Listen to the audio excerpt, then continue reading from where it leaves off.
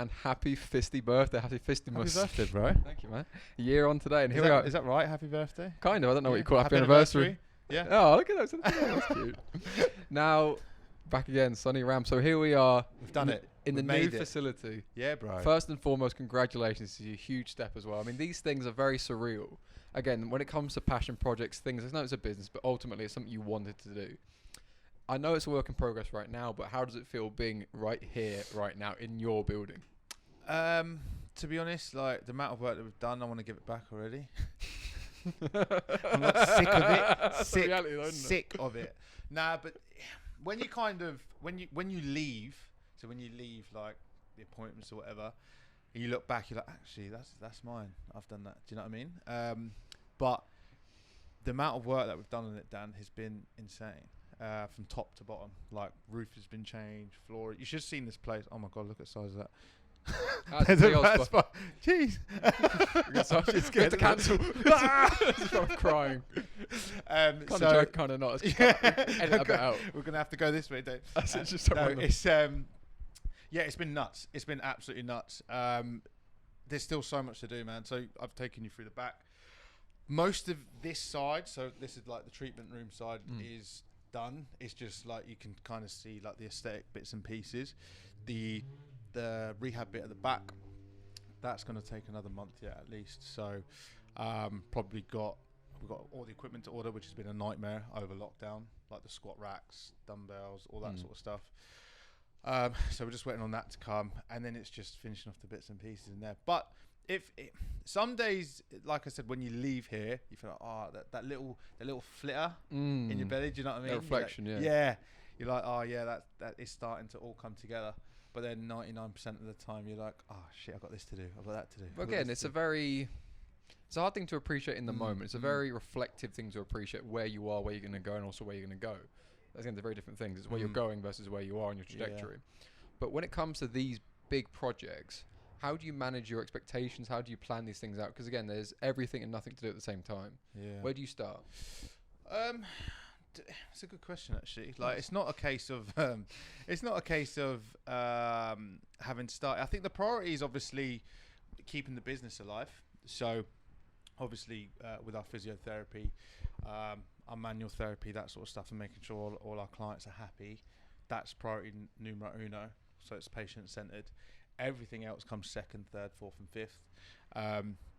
Be it the clinic, the equipment that we've got in, like everything else. But it's I don't know. It's a bit of a tough one. It's as long as that's kind of sorted first, then like I said, everything else comes in straight after, type of thing. Even training. So training for me is number one, but this comes first, unfortunately. Do you know what I mean? But this is the thing that's so underappreciated with people like yourself who have all these commitments and still fit in training as and when. Obviously, COVID restrictions get in the way of everything, but you can find things to do when you find time. But even then, it's making that time. And this is what's so underappreciated with people like yourself. Yeah, it's the hours you're putting in, it's the commitment, and again, the energy to then be present somewhere else. And again, the priority, understanding it's the customers first on top of everything else. There's a lot of maturity as well. Regards of guidance, where do you sort of go for that for your next step? Who do you ask? How do you get these sort of plans together? Luckily, and I don't care what anyone says. Luckily, and I don't care what anyone says. You're only as good as your support network. I know I have a phenomenal support network. Some from my family, some where the friends I choose to keep around me. Some of them's been luck. So I've been at the right place at the right time, meeting the right people. I go to different people, obviously, for different bits and pieces. And a lot of the time, it's just sounding boards. So you kind of already know what to do and how to do it.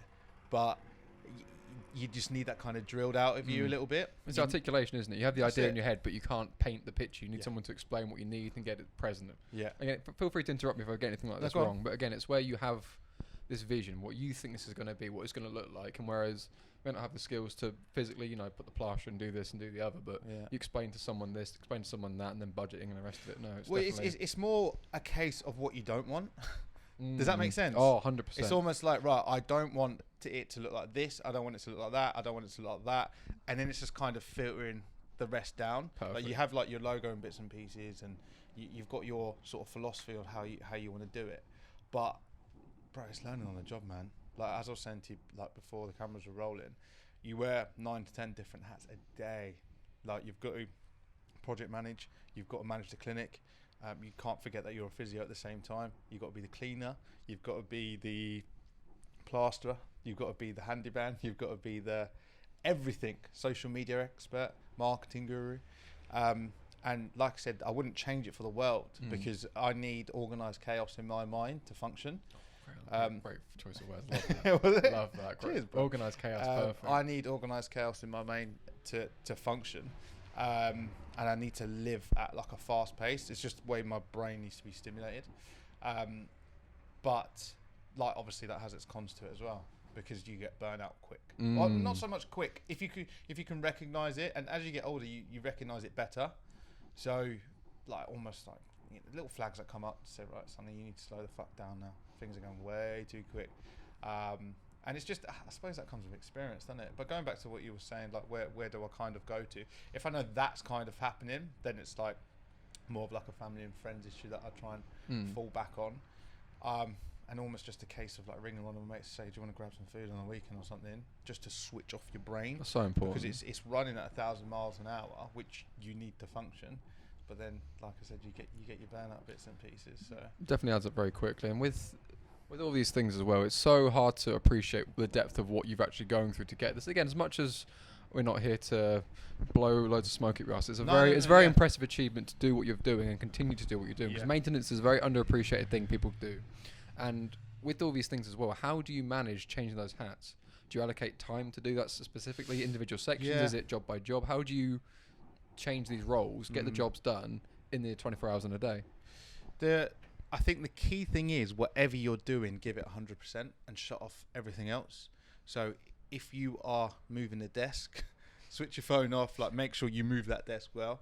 If you are on a call to try and land a deal with a corporate health and wellness package that you're putting together, you give that your undivided.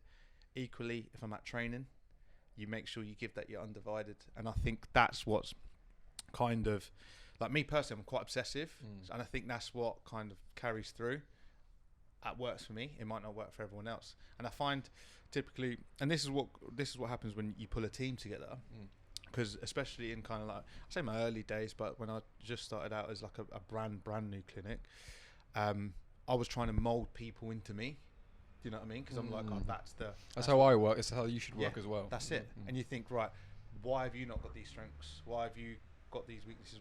But then that doesn't create what you need to. I think Steve Jobs put it brilliantly, like employ people to tell you what to do. Do you see what I'm saying? Definitely. So it's like, and I'm starting to learn that now. That's where the management side and like leadership side starting to come in.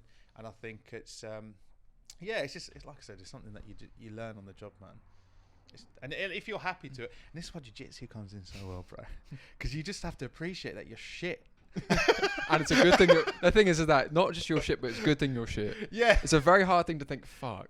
But I'll tell you something I heard a black belt, so I think who it was when you get your black belt, you don't get to get excited for your next belt. You don't get to get excited for that new stuff. Yes, you're still learning. Yes, you're still doing this. But the thing what was so daunting and so, do I have to go much further? Is, now what? Yeah. As much as you're still learning, still developing, being able to enjoy that infancy of growing, of understanding, and also knowing what you don't know. On top of that, Ben Francis, someone I look up to quite a bit in the business space. Yeah.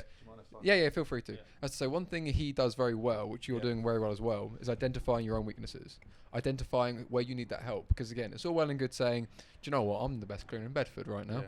So, well, are you really though? Fuck, that's hot. What, the question or the drink? A bit both. Then again, it's understanding where your not shortcomings as such, but where your priority should be. Yeah. If your main skill set comes down to your physio and the application there, why are you bothering with the marketing as much? Why are you putting your energy in these kind of pots when you can get people to do it? Obviously, later down the lines, it's a lot easier said than done. But again, it's understanding where your interests are, your passions are, and then your skill set is. Because if you can do something and you want to do something, if it's the same thing, happy days. That's it. And you learn, stop. Well, this is my experience, but I've learned not to spend time trying to work on my weaknesses, if that makes sense. Just triple down on my strengths. Like if I enjoyed the face-to-face interaction, the going to places to get deals done, that sort of thing, then stay with that.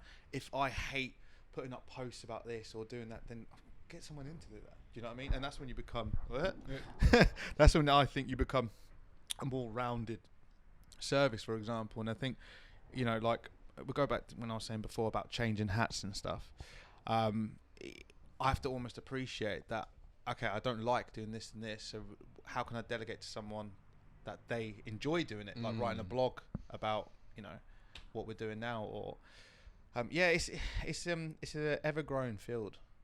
Do you know what I mean? It's the best and worst thing though, isn't it? And something you said there, which is so prominent, is when you're passionate, when you're engulfed in something, creativity comes naturally. Oh, 100%. If you think, I understand this concept here, this premise here, I really want to be here.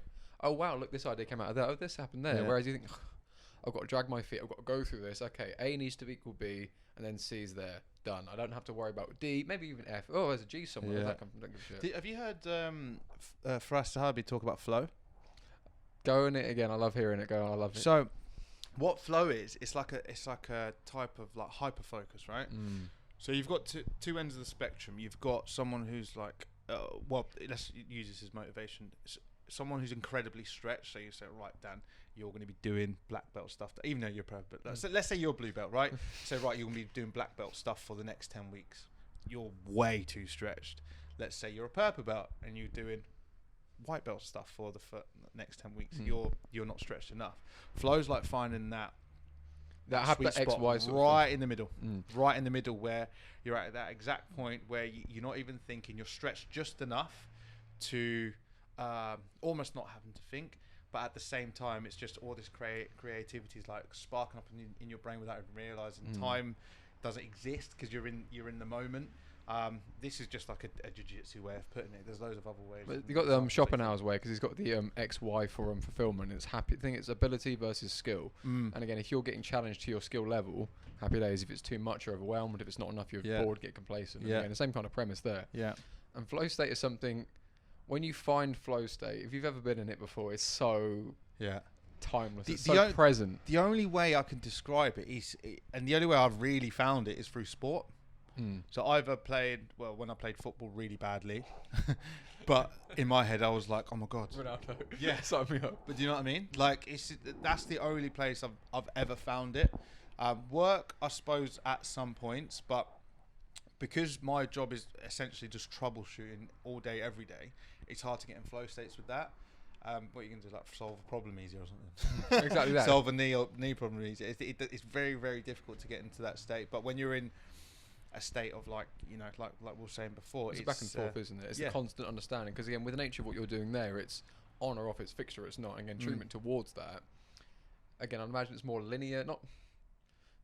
I don't want to speak out of term actually. With regards to most recovery, is it tend to be linear in regards to your experience? Is it quite in terms of rehab? Client's rehab, is it normally quite linear? Oh, mate, I wish it was linear. I was going to say. Well, okay, it's not. Let's say, for example, we're treating like a lateral ankle sprain, right? So you would have like checkpoints where you would expect range of motion to be X at 2 weeks. You expect stability to be Y at this point.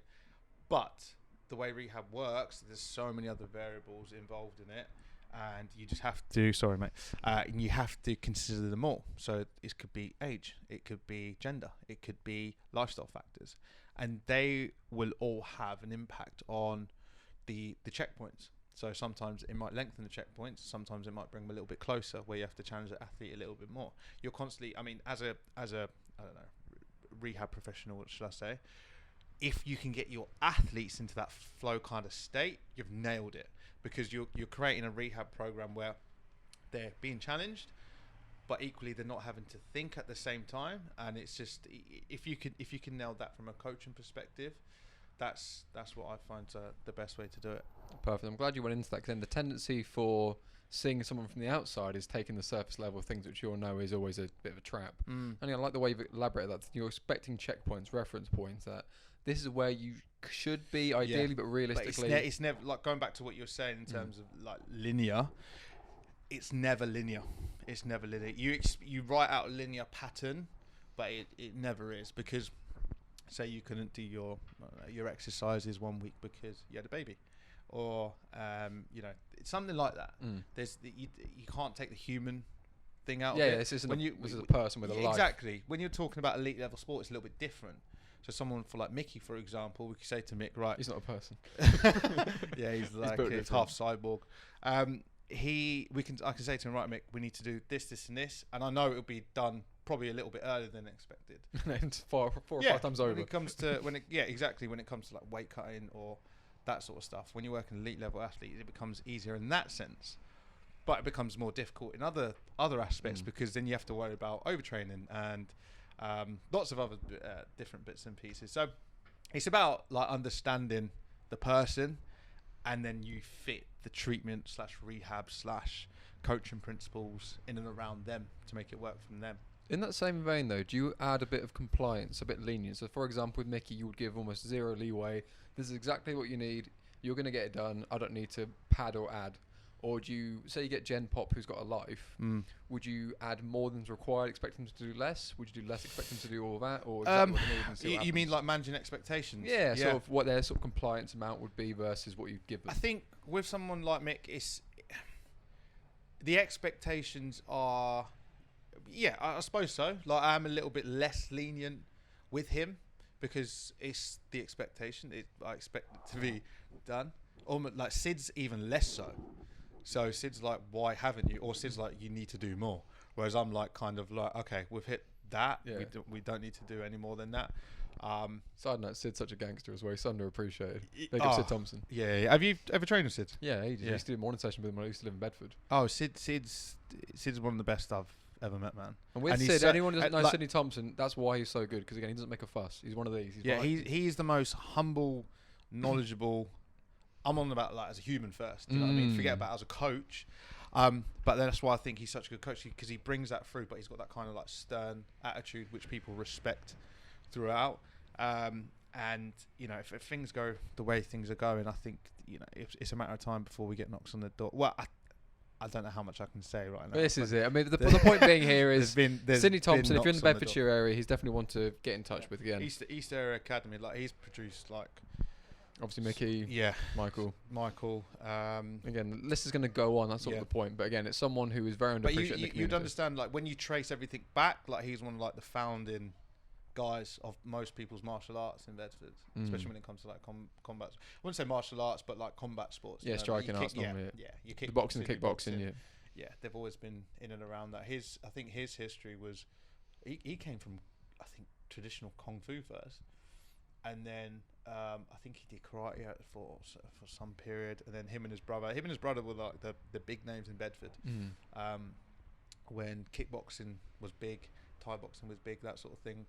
And then obviously Sid took the coaching role. I think his brother competed, Nigel. He competed. Right, I don't know if he might even still be competing. He did like some world championship not too many years ago. Possibly. Yeah. I can't remember, but. I know there's something in and around it, but yeah, he still can speak, and I think Sid would want to right now, just injury permitting as well. But yeah, no, he's a phenomenal character, man, and anyone that's been coached by him is a proper privilege. Proper. Again, he's a person. He's a top person. He's a people-orientated person again. But anyway, we'll get the Sid episode on in due course. We'll get something arranged. But whilst we're here with your lovely self, let's go back to the task at hand. So again, we talks about business and other sort of inspiration. Obviously, people like Sid, very people-orientated. Yet people are more business-orientated. The outliers tend to be a little bit more. That's a nice word for it. They get the job done. Where do you find that balance? Because obviously, when you have to be professional and a businessman, very different things there. How do you find being you, but also being a businessman? I think being honest with both, and if you can marry the two, even better. I think almost like understand. This question could get quite deep, but almost like understanding yourself as a person, and then how you can push that into your business, even say work life. How you can express that into your work life.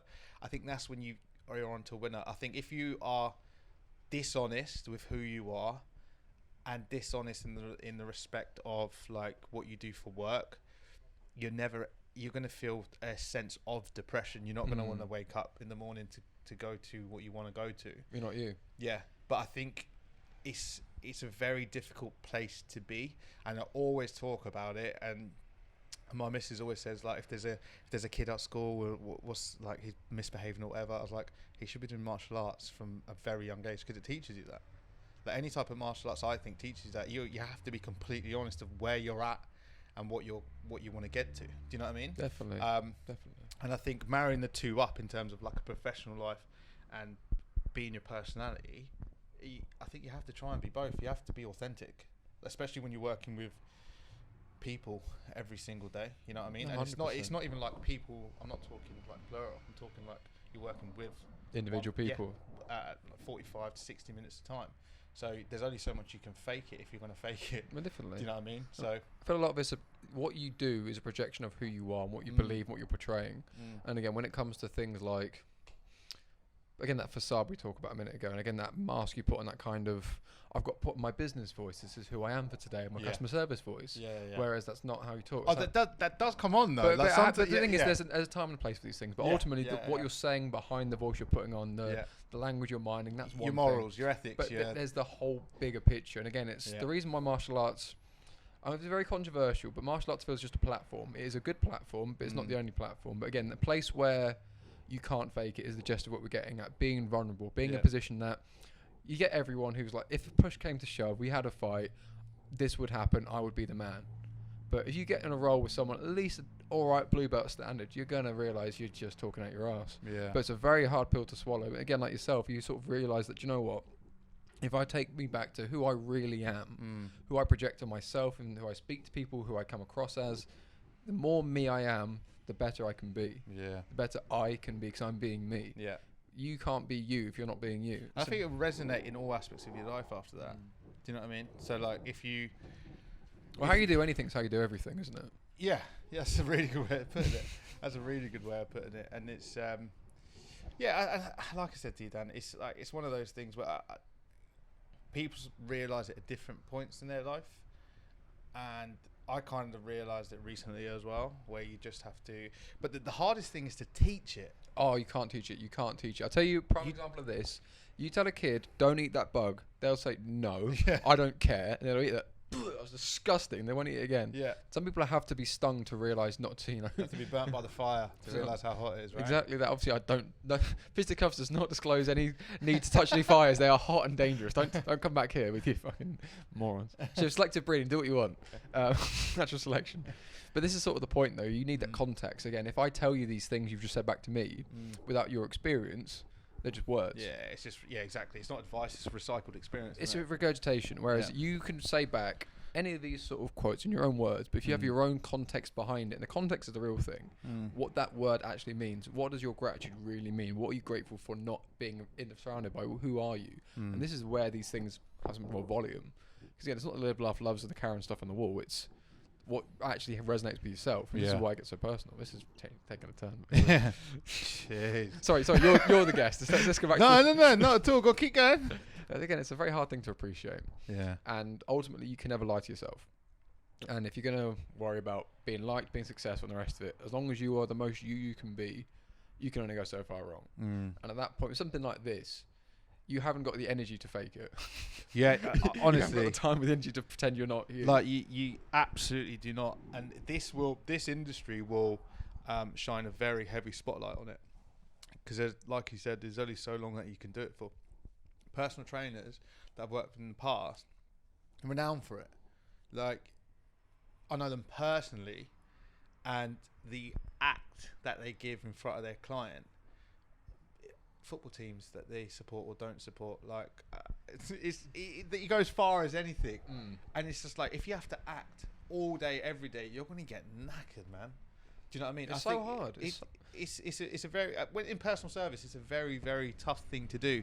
But there's being professional and there's being fake, and there's if you can get your not point or opinion across professionally, or even know when it's not to give your opinion, so it's like I always call the first session with someone death row. So like when you've got to them as well, to let them know. Well, no, yeah, but like because I'm on about for the because if you say the wrong thing, if you give the wrong view on politics, if you give the wrong answer, the wrong answer to what they don't want to hear, you're done. But session by session, as things go on and you start to build a rapport, it's knowing when you can filter that part in. Do you know what I mean? Oh, actually, yeah, this is what I like to do. This is what I don't like to do. If that's the right time to talk about it. It's reading the room as well. And a huge thing with this is, good old, I think it's rule 3 or 4 of them, 12 rules, is tell the truth or at least don't lie. And with that, it's so important. If you don't like football and you're talking about Man United, I'm not going to say, oh, yeah, up the Reds. You're going to get caught out. I'll literally just be like, okay. I'll listen to what's being said. Yeah. I'm not going to disagree and say, oh, MMA is better than that, because it's my own opinion. Yeah. They're all sports. I mean, MMA isn't fighting, it's sporting. That's to ignore people anyway, so it's another conversation. It's another conversation. Is it sport or fighting? It's a sport because there's a ref and there's rules and there's time and regulations. Fight is a fight with no holds barred. Old school UFC, even then that was... Is that the definition of the two? Well, if you think about what a sport is... Yeah. Well, sport has to be regulated, right? Well, this is... By an awarding body. Well, this has to have some sort of governing body, some Yeah. kind of rules and regulations. Yes, I am training for... That's why CrossFit isn't a sport. But again, call it what you want. Call it a game, call it what you want. The point being, if there is a rule and there is someone to stop the rules if they happen, then it's not the free open fight we describe it as. Yes, it is the most fight you can have in an actual organised body in a certain standard. Yes, it's relatively safe in that sort of same vein, but what is a fight? Is a fight we go out in the car park and the last one walks in wins? Or is it we're going to like get the gentleman's nod that you beat me or I beat you and that's the end of that? What is that? Whereas if we're going to have a bout under 3-3, if I... So is a role? Is it a fight or a sport? Oh, it's a sport. It's a sport. Every When you time- roll at the end. Every time it's a Right. sport. Every time it's a sport. Because again, if we are having a fight, Mm. I pin you against the wall for 3 rounds, a couple of rabbit shots, and I win the decision. Do you feel like you lost a fight? Did you feel you got outplayed? This is the point. This is very frustrating, especially from an MMA practitioner myself, someone who loves the sport and appreciates the sport. It's not a fight. As much as it is more of a fight than other things are, yes, it is still a fight. You are fighting. Yes, you need to have a fighter's mentality, but ultimately it's still a sport. If push comes to shove and you're in the streets and you're using your MMA techniques you've learned, the time you put in, and then you can perform in an actual fight, don't have an actual fight, I'm not going to lie about that, then that is a fight. Because there isn't that safety net, there isn't the governing body, there isn't a ref to pick you up if you're getting clobbered. It's a very... On the note of controversial opinions, I had this conversation earlier with my friend Dale, that if you train only in the gi and you have that old school mentality of if push came to shove and I was in a street fight, I'd be alright. Have a day off. Because again, if you're not used to strikes, have you ever done like ground and pound in like no gi ever before? No. It's a very different thing. And a prime example is if you try 2-on-1 with your grips and you watch as that fist comes towards your nose. Let me stop you there. So you're saying you don't think gi has a crossover? That's not what I said. Right. I said without training any kind of striking involved ground and pound, you can't apply what you know. Is the gi applicable? Yes, it is. Is no gi applicable? Yes, it is. However, can you do it under pressure? In a fight. Well, this is the point. Yeah. In a Well, street altercation. fight? Well, it keeps them growing. You can get different levels and different layers of resilience and strength. So if we're just flow rolling now, spins, rolls, everything else, fancy happy days. If you start thinking, okay, now You slap can go hand, and bum have fist, now we're going to go hard. Do they still work? Not as well. Now, if you're on my guard, first things first, I'm getting the fuck back up.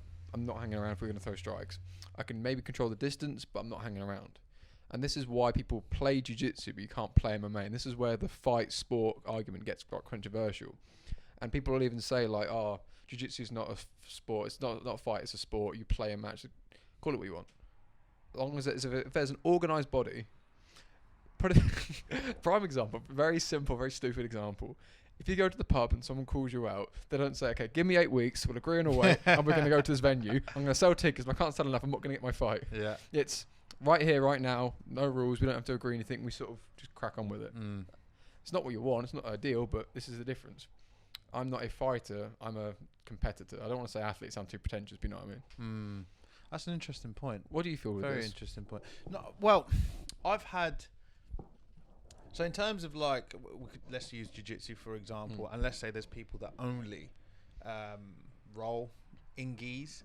Going back to like your, that I don't know if you actually said there would be no crossover in like a street fight, because I think if someone's used to that chaos of... It's better than nothing. Yeah. I didn't say it wasn't better. So this is where I want to make this very clear. Yeah. There are transferable things. if you can use your arm bars, your triangles, all these things are very valid and very tested. And don't worry, I've tapped enough to most of them to know they're very valid and very effective. But in MMA, under that pressure of the strikes, that changes the game entirely. Oh, 100%. If you aren't conditioned to at least not even beat the shit out of each other, just sort of tap in shots here and there to sort of be aware of it, then you can apply it. Because again, knowing it and applying it are very different things. It's a very bitter pill to swallow. Sorry, mate, if you want to carry on. I just wanted to give it a context a bit more. No. I'm not just Spanishing the gi, saying I love jiu-jitsu. I train. No, because that's what maybe I was confused about what you were saying. There's no crossover, but because that would have been my argument, saying that and this is going a bit deeper into like, my dad works for the police, obviously, and there's a lot of people that work for the police. Yeah.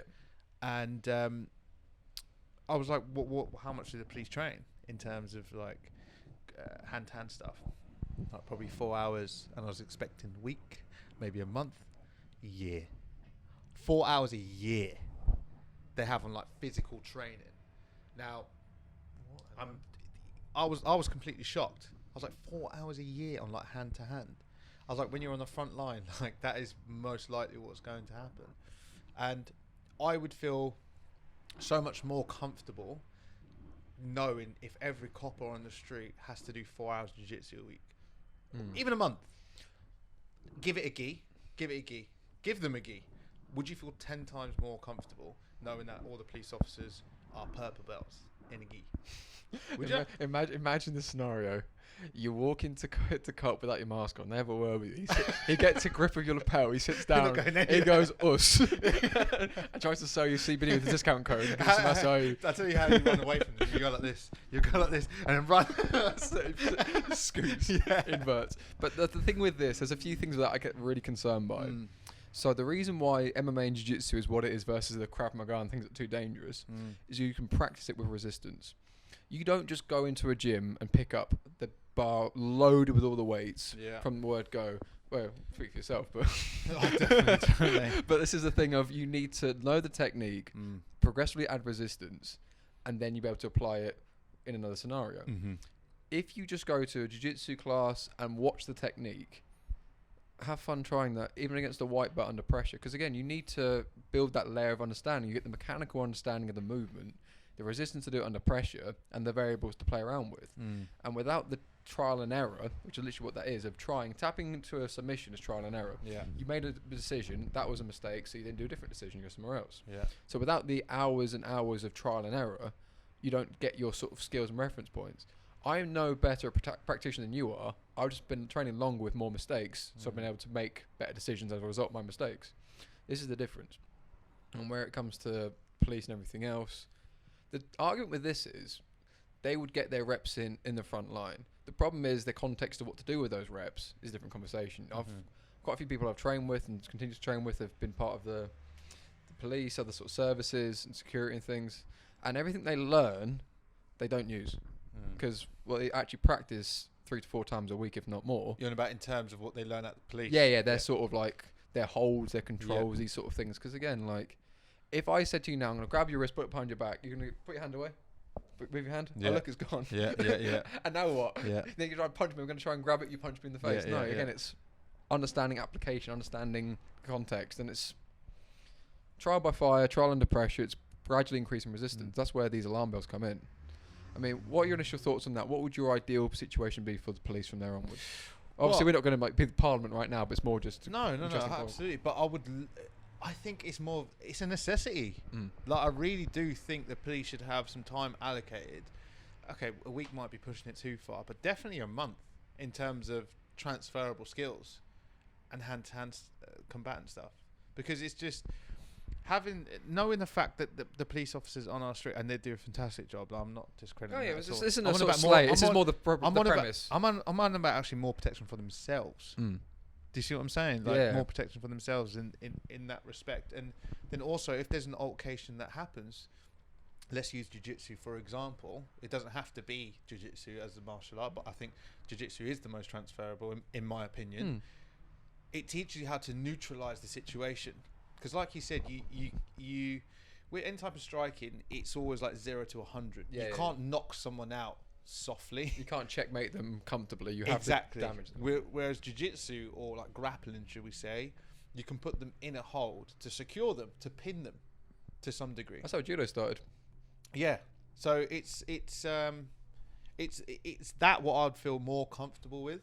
Do you know what I mean? Oh, definitely. And again, I'm not disagreeing with you at any Yeah. point. And this is why listening to your point here, and in what I'm saying now, it's not the end of the world. The gist of it is more the concept and where these things get lost in translation. You're saying that if they did that, it wouldn't be able What to I'm concerned with over. is the. I'm not explaining this for like. Just say it. You don't I'm trying to burn. Say it. I'm trying to burn into bridges. No, it's not that. It's more not jiu-jitsu wouldn't work. It's the arrogant people who've doing it a little while and think they know. They think they're Hoist Gracie. And again, I've been that guy. I learned I learned the scissor sweep ages when I first started. I thought, you know what, push comes to shove, that's what I've got. It's a secret weapon I've got. But things like secret weapon. But sincerely, you think, do you know what? If that was the situation, that's what I do. And you think that sincerely, you believe your own bullshit. Yeah. And then you go out and think that's completely different. But this is more where I get concerned with. Yeah. It's not these things aren't great. This isn't a universal one size fits all thing. Yeah. If you just start doing it and you think you're sick because you can beat up beginners, that doesn't mean you're safe from everyone and you're some sort of like. No, oh my god, absolutely. This is my point. Like, people can have their own ethos, their own preference, their own philosophy, but ultimately, you need to be aware you don't know enough and be aware that you're doing this in a controlled environment. But then, correct me if I'm wrong. Everyone that I've kind of met in the jiu-jitsu realm, I would say they're very aware of that. And I think there's that hierarchy in jiu-jitsu that teaches you that very quickly. There's always someone better than you. There's always someone worse than you. And that transfers straight over into the streets. And I've never met an arrogant jiu-jitsu practitioner. Maybe you have. Maybe it's this. I don't know. It's following the people. So, for example, you train at Tucan Academy. Yeah. Again, a very respectable academy. A lot of people there have got a lot of time for. Again, they're very... Again, a lot of them armed services. And again, they're very respectable people. The environment is respectful. It encourages more of the same. Spot on. Again, I'll be amazed if anyone in there didn't already get sieved out of nothing else. Yeah. But again, there's people in different sports, different backgrounds, different mindsets, people learning different platforms. Again, it's hard to appreciate the fact there are people out there who aren't the same morally. So they aren't the same sort of mindset. They don't think, do you know what? I'm now protecting myself. Now I can do harm. Some people think these things. This is half of being vulnerable, thinking, okay, if this hurts me, it's going to hurt you. Yeah. And it's that kind of context. And it's more that premise I'm trying to get across. Yeah. Whether you believe it, love it, hate it, or indifferent, be aware you don't know everything and be careful. 100%, That's the point. Like, I'm still aware of the danger. I'm more confident I can deal with some of the danger, but I know full well I still get squished. I am a purple belt. I've been training, I don't know, 5-6 years. And when Jordan Vichenik, whoever else has fucking mounted me or got my back, I ain't moving anywhere. And that's one person. Yeah. That's the rest of it. It's like you think one-on-one in IBGF rules, you crack on. What happens when like 2 or 3 blokes come at you? Yeah. But anyway, it's another conversation. Yeah, but that's I hear what you're saying. I do hear what you're saying. I think that comes down to the individual then, doesn't it? This is the responsibility to understand these things. And again, it's case by case, who am I? But I know from my own mistakes and my own... Again, my mistakes, who I was, who I am, who I will be. You make mistakes, you understand these things, and I know that I don't know, and anything I try to advise is just basically a pothole I've hit before.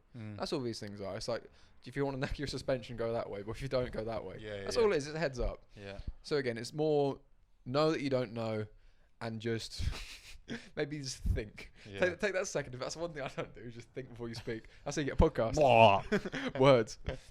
But as I say, a bit cautious of time just because, again, we're putting the world to right. Yeah. Couple of things before we get to sponsorship. Go on. So yourself, regards to people getting in touch with you, regards to people contacting you, how can people get a hold of you? Yeah, so best thing to do is obviously visit our website first at www.kineticsp.co.uk. On there you can see pretty much everything. Booking any appointments, what we're about, what we've been about, what we're planning to do going forward. And then we've obviously got our social media as well, which is at Kinetic_SP. Facebook is just Kinetic Sports Performance. But yeah, honestly, if there's anything I can help with in terms of performance or physiotherapy, sports therapy, then so let's just run by a general scenario. So say I want to work with you. How do I go about working with you, and what services will I suggest, recommend? What is the thing? Well, firstly, I'll need to qualify your needs. So what is it that you need or want in terms of working with me? So my skill set will be very different to let's say, one of my colleagues' skill sets. So if you came into us and you'd say, right, I would like, as part of my MMA treatment package sort of not thing. Fighting plan, competition plan, Preparation plan. Preparation plan. I needed a sports massage per month. I needed my S&C kind of periodized. I needed my nutrition monitoring. And I say, right, Dan, this kind of thing that we need for you. If you were Karen from general population, said, oh, I just needed. Can I speak to the manager? Yeah. Sorry. Can I speak to the manager? Can I speak to the manager, please? There he is. I've got a frozen shoulder, or this is what's happened. Then we can come in and do that. Like, let it go, and there we are. Yeah. So it's just it depends on the person and what they need. Frozen shoulder, by the way, that's not a technical term. That used to be the technical term. I'll get very told off for using that now. What is the actual technical term now? Adhesive capsulitis. Ooh, look at that. It just basically means your capsule's like starting to stick together. Oh, I like that. That's all it is. And actually, I think that might even be dated now. So even again, that, look at the terms, look at the terminology, the professionalism oozing. Wow. Okay, thank you so much for your time, my friend. And again, No worries, check out our bro. sponsor shout out. So we've got the English hypnotist. So again, when it comes to performance side of sport, mental blocks are always there. Some people suffer from it quite well, some people deal with them, but again, you can either up your game or sort out some hurdles you're getting yourself sort of caught into. I'm working with Richard for my next camp, and again, it's game changing. And also got good performance nutrition. So when it comes to supplements, every Tom, Dick and Harry's got their own version. But Dan Good, he's a person who is very people orientated, former professional athlete, again, runs a fitness business, and again, this is a product made with integrity. The product themselves, good quality, good price, mixes well, tastes good. I mean, less is more. Again, it's not all the bells and whistles, but what it says it does. Integrity, good price, good quality. Thank you so much for your time, my friend. No worries, bro. All the best. Good to see you. Fantastic.